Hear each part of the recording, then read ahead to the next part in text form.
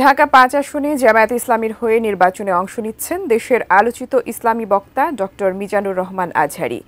সামাজিক মাধ্যমে এমন গুঞ্জন ছড়িয়ে পড়তেই সেটি গুজব বলে নিশ্চিত করে জামায়াত।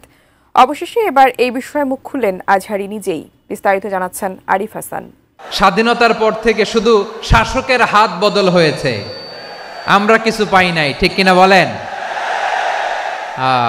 শুধু ওনাদের দোষ দিয়ে কি লাভ? একদল খাইছে, আরেক দল খাওয়ার জন্য রেডি হয়ে আছে। দেশের জনপ্রিয় ইসলামী আলোচক মাওলানা ডক্টর মিজানুর রহমান আজহারী ধর্মীয় অঙ্গনে যার জনপ্রিয়তা আকাশচুম্বী। তবে হঠাৎ করেই তিনি ধর্মীয় অঙ্গন ছাপিয়ে রাজনৈতিক আলোচনার কেন্দ্রবিন্দুতে।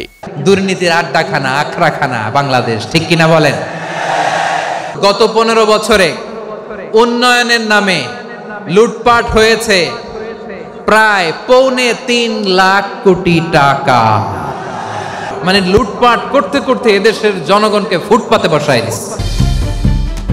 গত 19 নভেম্বর সামাজিক মাধ্যমে ছড়িয়ে পড়া একটি ছবিতে দেখা যায় জামায়াতের আমির ডাক্তার শফিকুর রহমানের সঙ্গে বসে আলোচনা করছেন মিজানুর রহমান আজহারী। ছবিটি পোস্ট করে দাবি করা হয় তিনি নাকি বাংলাদেশ জামায়াত ইসলামীর রাজনীতিতে যোগ দিয়েছেন এবং ঢাকা-৫ যাত্রাবাড়ি ডেমরা আসনের প্রার্থী হিসেবে মনোনয়ন পেয়েছেন। এই দাবিতে মুহূর্তে সামাজিক মাধ্যমে ছড়িয়ে পড়ে অসংখ্য ফটোকার্ড ও পোস্ট। অবশেষে এ বিষয়ে মুখ খুললেন আজহারী নিজেই। 20 নভেম্বর সন্ধ্যায় নিজের ভেরিফাইড ফেসবুক পেজে একটি ফটোকার্ড শেয়ার করে তিনি লেখেন, কোনো মুসলিম গুজবের মাইক হয় না, তথ্য শেয়ার করার আগে ভেরিফাই করুন। যাচাইহীন শেয়ার অপপ্রচার, গুজবের ইন্ধন ও গুনাহের পথ।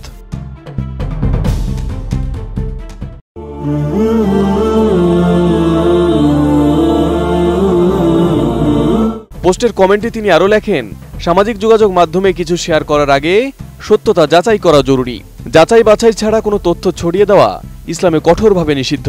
অসত্য বা অসম্পূর্ণ সংবাদ মানুষকে বিভ্রান্ত করে, সমাজে অস্থিরতা সৃষ্টি করে, যা গুনাহের কাজ। তিনি সতর্ক করে বলেন, সোশ্যাল মিডিয়ায় যা দেখবেন তাই শেয়ার করে দেবেন না, তথ্যসূত্র যাচাই করুন। নিশ্চিত না হয়ে কোনো খবর ছড়াবেন না।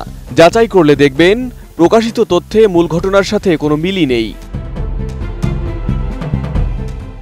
এদিকে গুঞ্জন ছড়িয়ে পড়তে ওই দিনই বিষয়টি গুজব বলে নিশ্চিত করে বাংলাদেশ জামায়াত ইসলামীও। দলটির সহকারী সেক্রেটারি জেনারেল ও মিডিয়া বিভাগের প্রধান এহসান মাহবুব জুবায়ের জানান, আজহারীকে মনোনয়ন দেওয়ার খবরটি ভিত্তিহীন, এমনটি হওয়ার কোনো সম্ভাবনাও নেই। পাশাপাশি ভুয়া তথ্য প্রচারের বিষয়ে সতর্ক থাকতে হবে এবং রাজনৈতিক প্রার্থিতা সংক্রান্ত খবর যাচাই ছাড়া গ্রহণ না করার আহ্বান জানান তিনি। এদিকে বুধবার ঢাকা মহানগর দক্ষিণ জামাতের ফেসবুক পেজে দেওয়া বিভ্রান্তি নিরসন শিরোনামের এক পোস্টে জানানো হয়, ঢাকা দক্ষিণের কোনো প্রার্থী পরিবর্তন করা হয়নি। ঢাকা-৫ আসনে মোহাম্মদ কামাল হোসেনের প্রার্থিতা এখনো বহাল রয়েছে। মূলত ঢাকা-৫ আসনটি ঐতিহ্যগতভাবে রাজনৈতিকভাবে গুরুত্বপূর্ণ হিসেবে বিবেচিত হয়। আসন্ন নির্বাচনে এই আসনে এনসিপি থেকে প্রার্থী দৌড়ে জুলাই বিপ্লবের সাদিল আহমেদ, বিএনপি থেকে ইতোমধ্যে মনোনয়ন পেয়েছেন নবিউল্লাহ নবী এবং জামায়াতের মনোনীত প্রার্থী হিসেবে প্রচারণা চালাচ্ছেন মোহাম্মদ কামাল হোসেন। Arif Hasan, ATN news.